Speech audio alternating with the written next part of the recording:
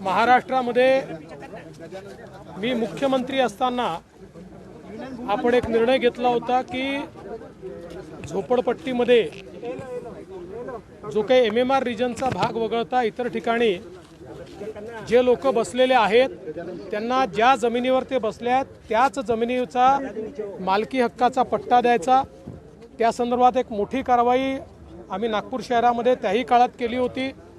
नंतर लक्षात आलं वेगवेगळ्या प्रकारचे रिझर्वेशन जमिनीवर आहेत, ते दूर करण्याचा प्रयत्न आपण केला आणि विशेषतः खाजगी जमिनीवर ज्या झोपड्या बसलेल्या आहेत त्यांचा एक प्रश्न होता। नव्याने सरकार आल्यानंतर तो प्रश्न देखील आम्ही सोडवलेला आहे आणि TDR देऊन त्या जमिनी ॲक्वायर करायच्या आणि त्या जमिनीवर जे बसलेले लोक आहेत त्यांना मालकी हक्काचा पट्टा द्यायचा, अशा प्रकारचा निर्णय आम्ही केला। त्यातच आज या भागामध्ये आम्ही पट्टे वाटप केलेलं आहे। मोठ्या प्रमाणात प्रत्येक झोपडपट्टी धारकाला पट्टे देण्याचा आमचा मानस आहे। हजारो पट्टे आत्तापर्यंत आम्ही वितरित केलेले आहेत, हजारो पट्टे अजून प्रोसेसमध्ये आहेत।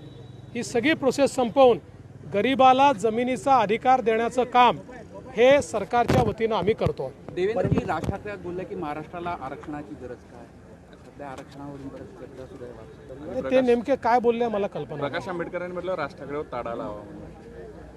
बघा, राज ठाकरे काय बोलले, प्रकाश आंबेडकर काय बोलले या संदर्भात मला काही माहिती नाही। मी एवढंच सांगतो, भारतरत्न डॉक्टर बाबासाहेब आंबेडकरांनी जे आरक्षण दिलेलं आहे ते आरक्षण टिकलं पाहिजे, ते शेवटच्या व्यक्तीला मिळालं पाहिजे, याकरता आमचं सरकार कटिबद्ध आहे। काल तुम्ही आमदारांची बैठक घेतली विदर्भाच्या, नेमकं काय चर्चा झाली आणि आज पण मराठवाड्याची बैठक आहे। मी एकेका विभागाच्या आमदारांची बैठक घेतो आहे, त्यामध्ये काय अडचणी आहेत त्याही समजून घेतो आहे आणि त्यासोबत निवडणुकीच्या दृष्टीनं काय आमची स्ट्रॅटेजी आहे त्या संदर्भात त्यांचा फीडबैक घेतो। अनिल देशमुख ने ऐसा कहा है, बयान दिया है कि परमवीर सिंह मास्टरमाइंड थे, अंबानी के घर के सामने आरोप केला। झूठ बोले कौवा काटे, काले कौवे से डरियो। थँक्यू।